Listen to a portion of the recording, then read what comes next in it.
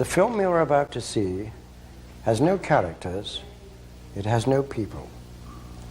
It is a film to describe to you and explain visually the effect of cymatic frequencies on texture, structure, water, oil. If you spare a little of your imagination as you watch this film as it runs, you will see many things that answer many questions. You will see living forms, living amoeba, almost animal-like creatures. You will see continents being formed, the earth itself coming into existence, explosions, eruptions, atomic explosions and bombs. You can see all this and watch it before your eyes, but everything owes its existence solely and completely to sound. Sound is the factor which holds it together. Sound is the basis of form and shape. In the beginning was the Word, and the Word was God. We are told that this is how the world began and how creation took shape. If we put that into the modern idiom and say that into the great voids of space came a sound and matter took shape. Please watch carefully.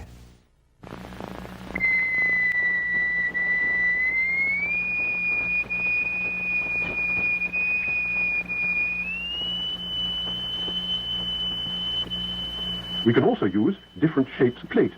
Here we have a triangular plate with a crystal attached to its underside and produce a sonorous figure. We change to a higher note and see a rather more complicated figure.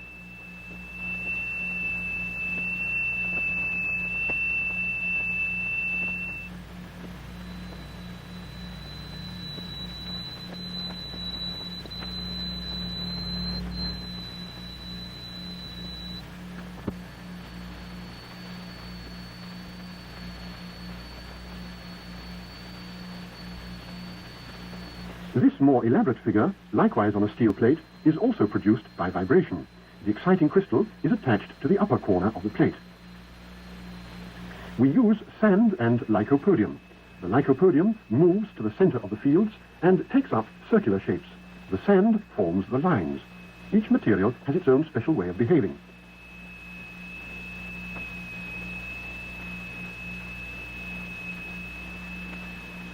Lycopodium alone, a sonorous figure, transition to a mobile flowing phase, and back again to the figure. The sonorous figures represent stationary waves, but now we can also observe moving waves. Here the sand is flowing in a current.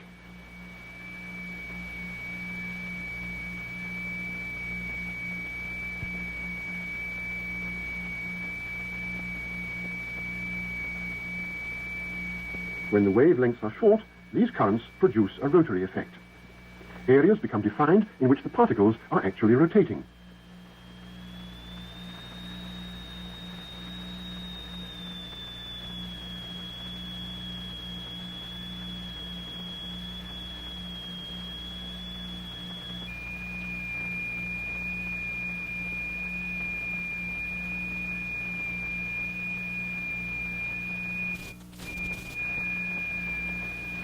Now we produce two notes with frequencies which are so related as to cause a beat.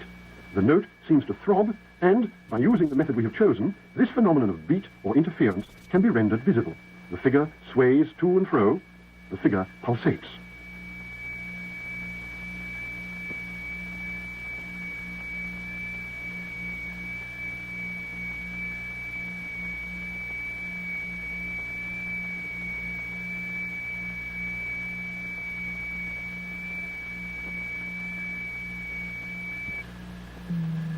The picture has changed completely. Now we are exciting fluids. Under vibration, a layer of turpentine forms a regular latticework.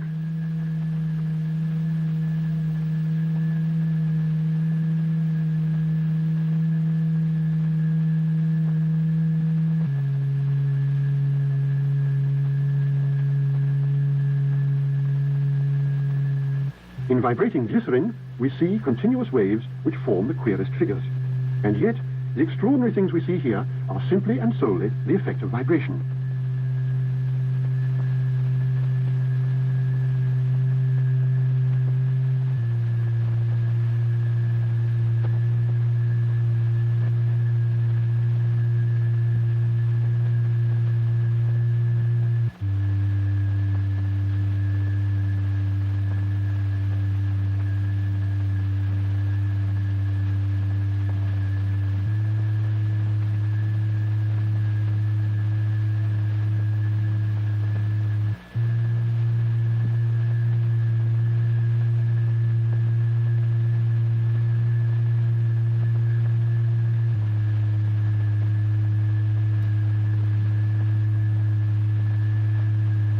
Here is a sonorous figure shown in a fluid.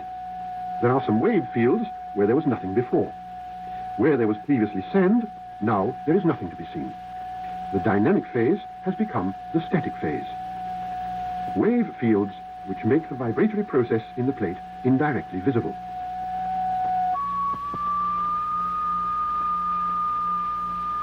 Here again, interference can be demonstrated. All these wave fields pulsate. Interference becomes visible.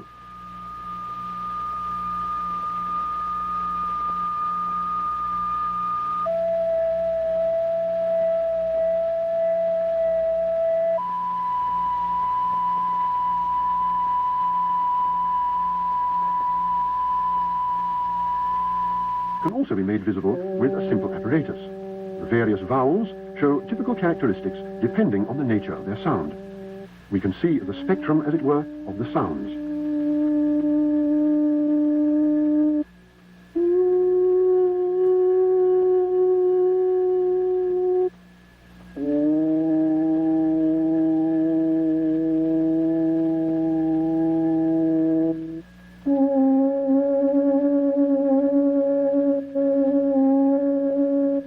A sequence of sung notes comes out as a sequence of vibratory patterns. We can see a melody.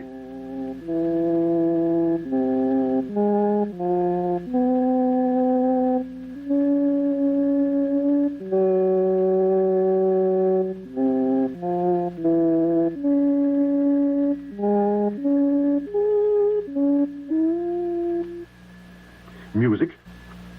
Lycopodium powder, the spores of the club moss, reveals a number of quite remarkable phenomena when made to vibrate. Circular shapes appear, but these are in a state of continuous upheaval. The particles are pushed outwards from the center and inwards again from the outside, and at the same time they pulsate.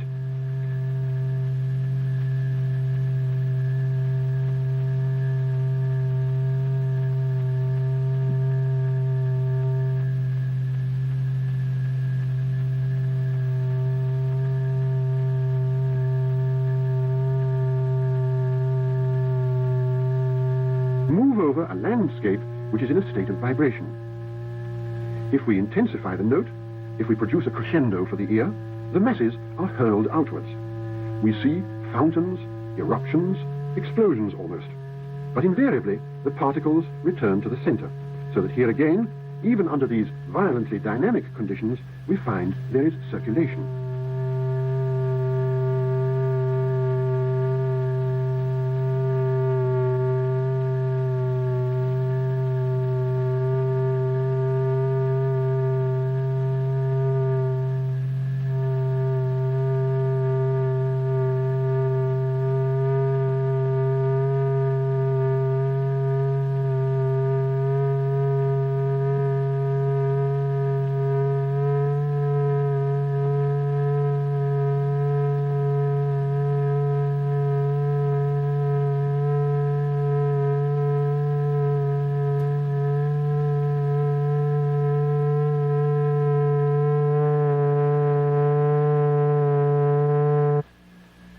Here, a quick glance at a phenomenon with no vibration.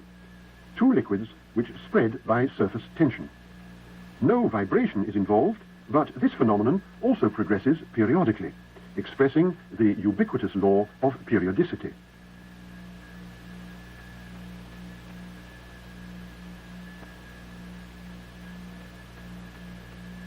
Now we excite the surface on which the liquids are running. An entirely different picture is produced. It is even possible to make out a circular formation. Now there is vibration. But then the vibration slowly ceases, and again we see a phenomenon without vibration, the regular pulsation of these spreading masses of fluid.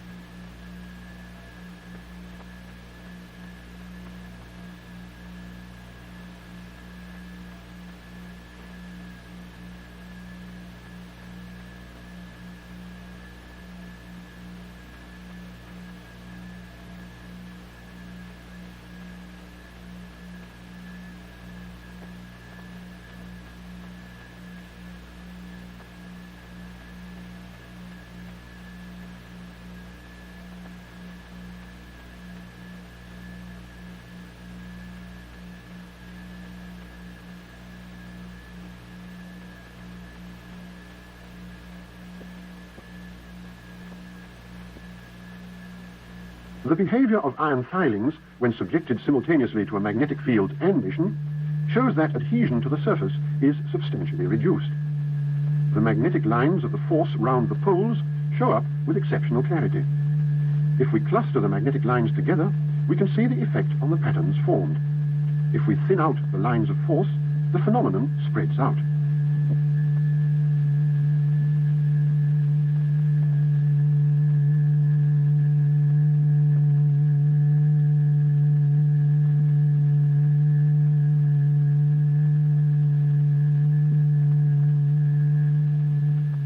Because of the reduced adhesion, the particles of iron have certain degrees of freedom. They can move, fall into line, form figures, and almost dance, but only in obedience to the vibration imposed.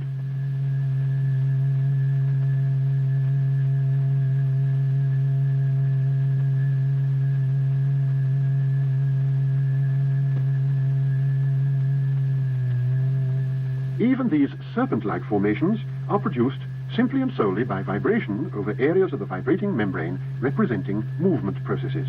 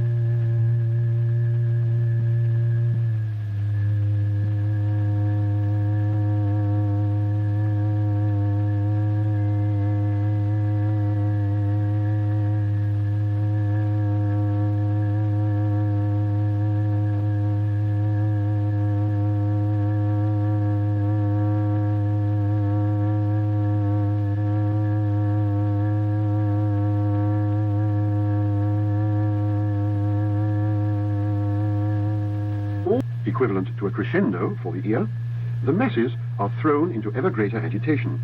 They are ejected, spikes are thrust up, there are eruptions, protuberances appear, and all due to the dynamics of vibration. A whole landscape opens before us. The note we hear is strong enough to originate all this turbulence, this impressive display.